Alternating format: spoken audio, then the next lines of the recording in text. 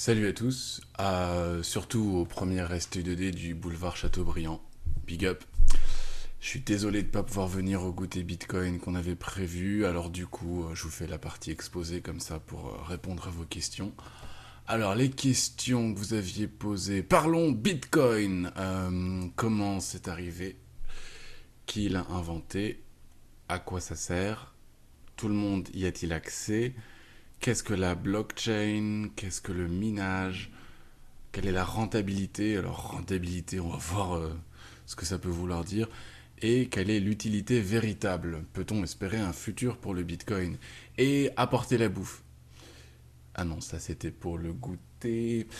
Alors, comment c'est arrivé? Vous vous souvenez peut-être de la crise financière de 2008. Je vous conseille le film de Big Short qui explique bien. Les banquiers américains avaient introduit en bourse des produits financiers qui dépendaient de prêts immobiliers fragiles. Avec les années, une bulle spéculative a grandi, elle a fini par éclater en 2008, et ça a fait très peur à tout le monde. Les gens ont perdu leur boulot, ils ont perdu leur maison, il y avait moins de travail. Enfin, c'était vraiment dur. Les gouvernements et les banques centrales ont décidé de sauver les banques qui étaient en faillite, et tout le monde n'a pas compris ou n'a pas trouvé ça normal.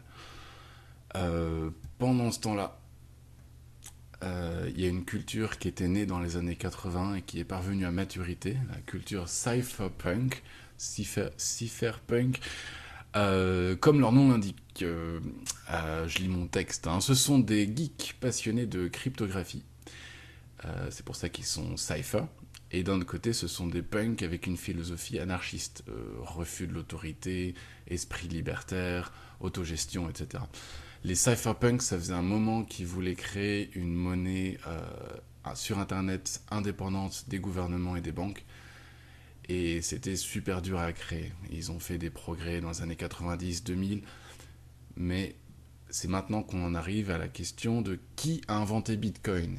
Le monsieur s'appelle Satoshi Nakamoto. Alors derrière ce pseudonyme, on a un ou plusieurs cypherpunks qui ont créé Bitcoin. On ne sait pas qui c'est.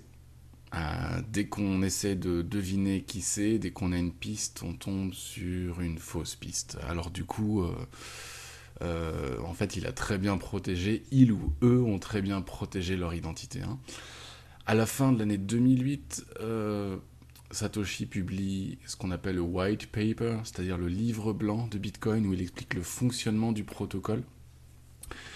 Et quelques mois plus tard, le 3 janvier 2009, pour être exact, Satoshi lance Bitcoin et mine le premier bloc de la blockchain. On va voir ce que c'est que la blockchain. Bon, concrètement, la création de Bitcoin, le fonctionnement de Bitcoin commence le 3 janvier 2009. Voilà. Et c'est très bien.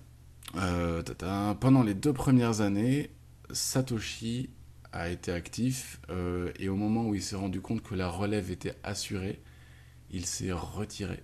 Il a dit je suis passé à autre chose et depuis plus de nouvelles, que dalle, que chi, mystère. Voilà. À quoi ça sert Bitcoin? Bitcoin est un protocole d'échange pair à pair comme BitTorrent qui permet le transfert d'unités de compte d'unités virtuelles, ce qu'on appelle les bitcoins. Donc il y a bitcoin avec un grand B pour le protocole et bitcoin avec un petit b pour les unités, pour les pièces, pour la monnaie. Voilà. Et c'est un réseau qui est décentralisé, ouvert, sans permission, sans confiance. C'est un protocole comme l'email ou comme HTTP, c'est un protocole Internet. Voilà. Personne ne possède ou ne contrôle le protocole Bitcoin. Autre question. Tout le monde a-t-il accès à Bitcoin? Réponse oui. Un smartphone, une appli, ça suffit. Pas besoin de vous enregistrer en ligne avec un login ou un mot de passe, pas de vérification d'identité. N'importe qui, n'importe où dans le monde, avec l'accès Internet, peut utiliser le protocole Bitcoin. Voilà. Désolé si je baisse les yeux, je suis un débutant sur YouTube. Qu'est-ce que la blockchain? Excellente question, merci de l'avoir posée. Y a-t-il d'autres questions? Alors, qu'est-ce que la blockchain? Comme son nom l'indique, c'est une chaîne de blocs. Voilà. En fait, c'est un grand registre de comptes.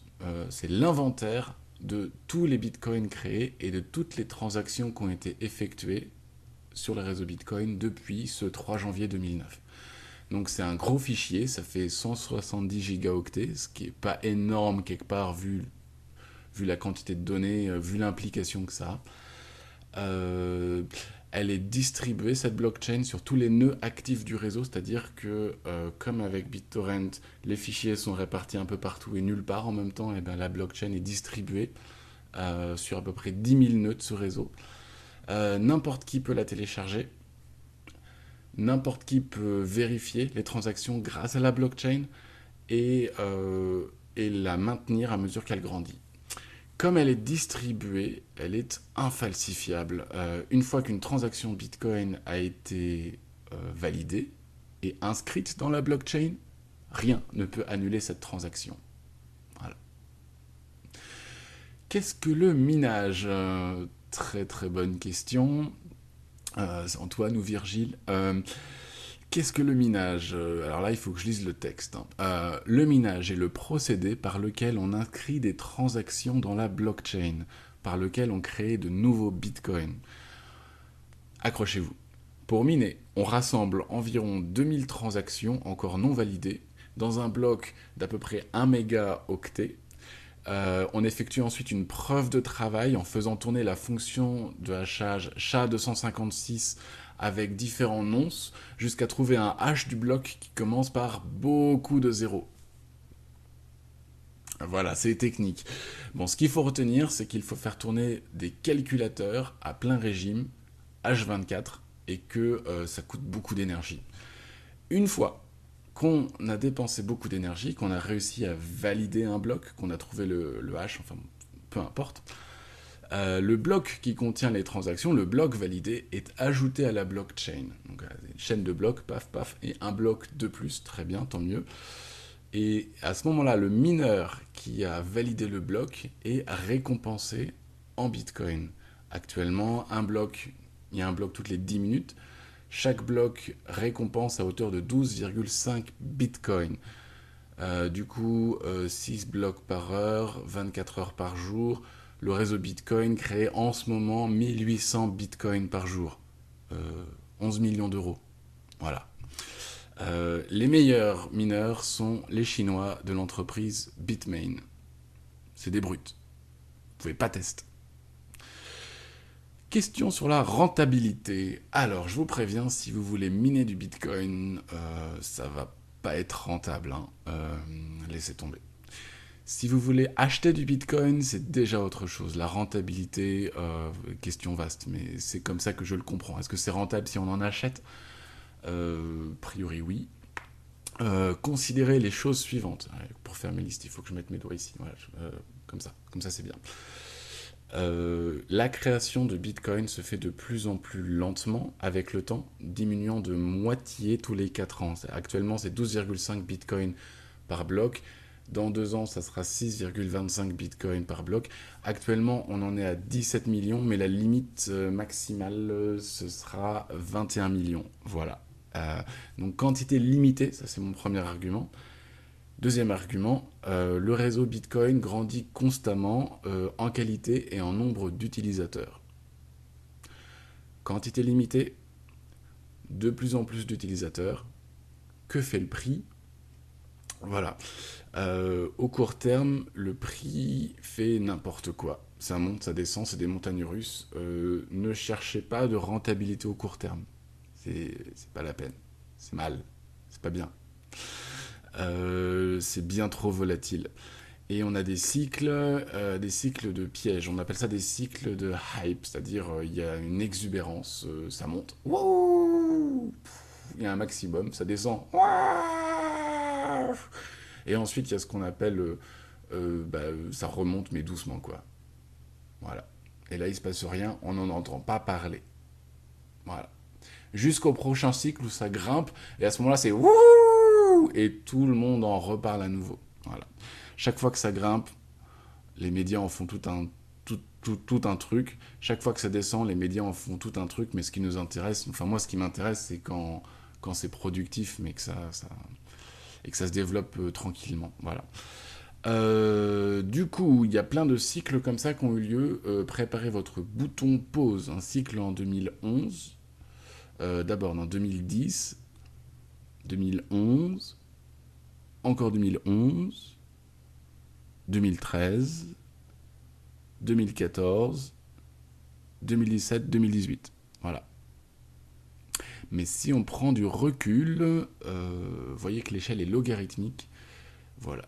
Voilà ce que ça donne. Bon, alors attention, Hugo, je suis pas là pour te dire d'en acheter. Je te donne pas de conseils en investissement. Je te donne juste des données comme ça. Voilà. Question suivante. L'utilité véritable. Et peut-on espérer un futur pour le Bitcoin? C'est là où je fais sonner ma molette et c'est vraiment pas cool et ça va partir au montage. Voilà. L'utilité véritable de Bitcoin n'est pas de rendre riche une quinzaine de pelos comme nous. Non, non, non, non, non. Enfin oui, mais pas que. L'utilité, c'est de permettre d'envoyer de l'argent à l'autre bout de la planète sans demander la permission à qui que ce soit en quelques minutes, ce qui n'est pas vraiment possible aujourd'hui avec notre système bancaire. Nous, on vit dans un pays développé.